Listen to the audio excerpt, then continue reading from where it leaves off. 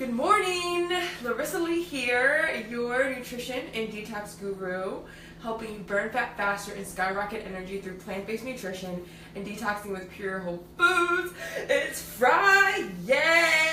What's up, guys? If you're hopping on, say what's up. You're watching The Morning Juice, where I come at you every single weekday, 6, 7, 8 a.m.-ish Eastern Standard Time. Where we talk about plant-based nutrition. Hey, Erica, and taking a holistic approach to gaining that healthy rock bod. If you're hopping on, share this out. We are talking about agave today, which many people love agave. Like, they love it to use as a sugar substitute in their baked goods, in their smoothies, in their mousses that they make, chocolate mousses, all that type of stuff. But, guys, do we really know the deal about agave? I don't think many people do, because when I talk about it, people are shocked. So, agave has been touted to be one of the healthier, not artificial, but sugar alternatives out there because it comes from natural sources. It actually comes from the tequila plant. However, a lot of the varieties in the store don't necessarily have all the health benefits that we think they do. Now, naturally, agave is high in antioxidants, high in minerals, but the process it takes to actually process it and pull that sap from the tree and get it to the bottle in the store virtually destroys all the nutrients, right? So, why has agave been touted as a healthy product anyway? Because for diabetic people, obviously, they don't want to eat foods that are going to spike their blood sugar. So they want to eat foods that are lower on the glycemic index scale. Hey, Sabrina. Hey, Glennis. So because of that, agave actually does not spike blood sugar at all, which is great, right? Which is why we initially thought, it was a good option to actually use as a sugar substitute. But now we know that agave is actually made mostly of fructose. And I talked about fructose, like maybe last week, I think that was, when I talked about honey and maple syrup and some other healthier sugar alternatives or sugar substitutes. And I kind of said that fructose wasn't inherently bad, right? Because you can't just say one thing is bad, but it's the amount that is a concern when it comes to agave. Now, we can find fructose in fruit. We know that. We can find fructose in honey as well. We can find fructose and maple syrup a bit, and sugar in all those places, but the concentration in those places is definitely not as high, especially when it comes to fruit, because we have fruit wrapped up in fiber, right? There's sugar in there, like the fructose, and there's fiber in fruit. So we are able to process that fructose a lot better because of the smaller amounts, and again, the fiber and the minerals in fruit add extra nutrients and a boost. However, when it comes to agave is made of about 70 to 80% fructose. And some experts even say that agave has more fructose in it than high fructose corn syrup.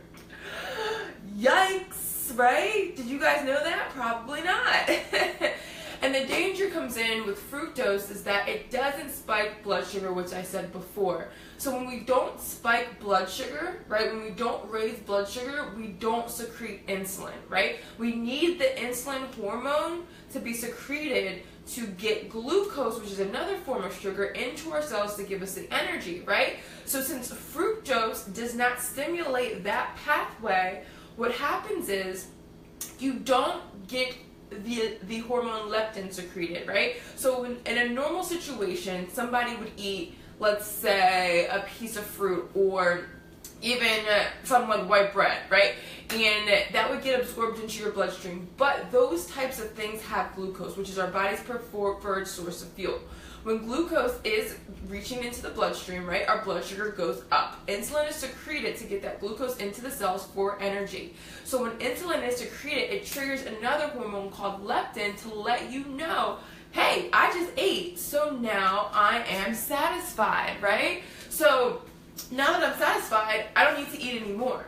So unfortunately, since fructose bypasses that insulin pathway, that hormone leptin is not secreted, therefore not allowing you to know when you are fully satisfied, which can cause people to overeat and gain weight in the long run.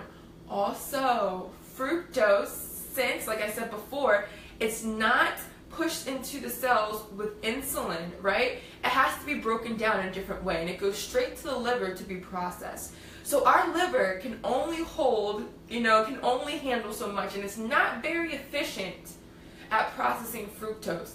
And because of that, when we have a high fructose in our diet, our liver will start to produce triglycerides. This is how it breaks it down and turns it into not as harmful substance. Unfortunately, it doesn't turn out to be that way.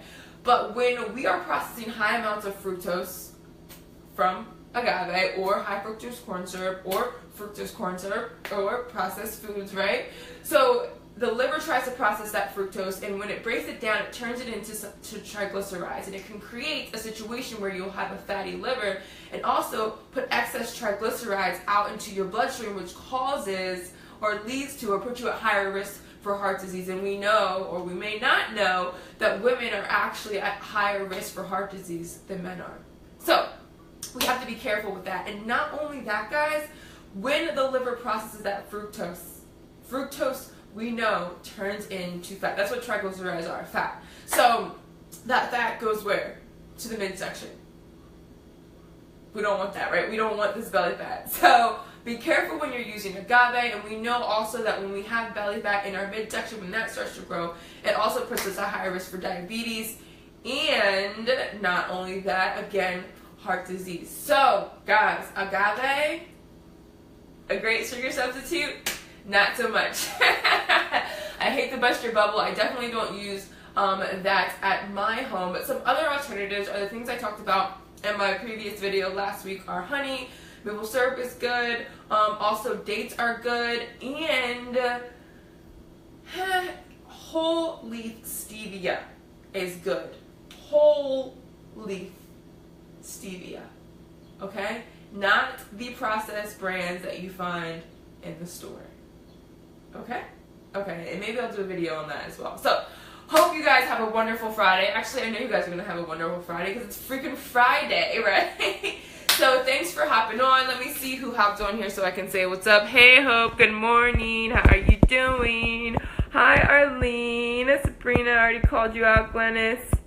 And Erica. Awesome, guys. So, see you guys. If you guys are in the belly booty challenge, I'll see you guys tonight with my exercises. But if you're not, I'll see you on Monday. See you later.